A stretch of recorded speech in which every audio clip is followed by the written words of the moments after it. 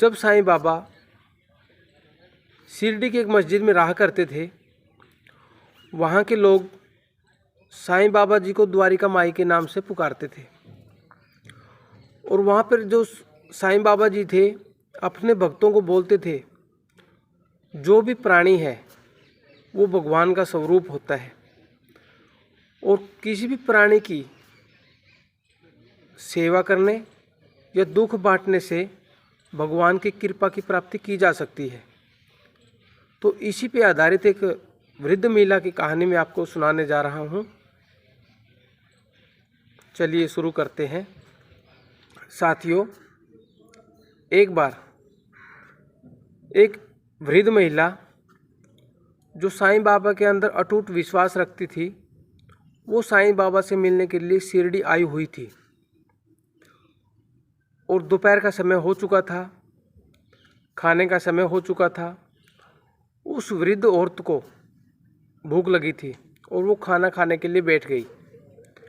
जब उसने खाने में से एक छोटा सा टुकड़ा तोड़ के अपने मुंह में रखने की कोशिश की, तभी उसके सामने एक कुत्ता आया और चिल्लाने लगा। उस कुत्ते के चिल्लाने के बाद उसे महसूस हुआ कि इस कुत्ते को भूख लगी है और उसने जो निवाला अपने खाने के लिए तोड़ा था, मुंह में रखने वाली थी, वो उस कुत्ते को डाल दिया। और बाद में उस कुत्ते की भूख शांत नहीं हुई तो उसने अपना पूरा खाना उस कुत्ते को खिला दिया। तो वो कुत्ता अपना पेट भरकर चला गया और उसके बाद वो महिला शिरडी में साईं बाबा के दरबार में साईं बाबा से मिलने के लिए गई। तो वहाँ पर साईं बाबा जी है जो अपने भक्तों को राम नाम का ज्ञान दे रहे थे। तो उस ज्ञान को देते देते एकदम से साईं बाबा की जो नज़र थी या जो दृष्टि थी उस महिला पर पड़ी, जो एक वृद्ध औरत थी जिसने अपना खाना एक कुत्ते को खिला दिया था।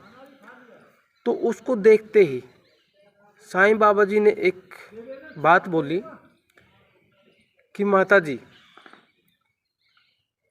आपने जो मेरे को भोजन कराया है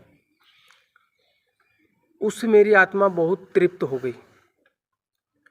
यह बात सुनकर जो वो वृद्ध औरत थी वो सन्न रह गई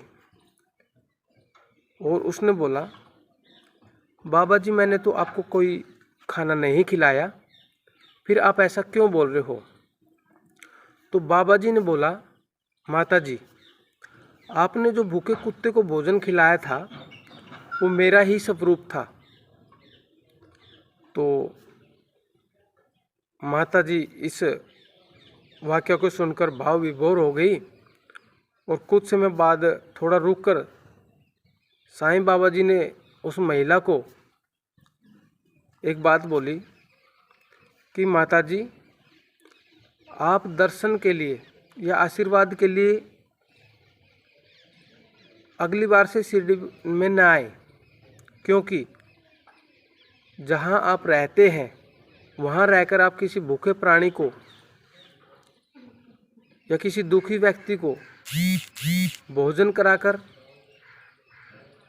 या उसका दुख बांटकर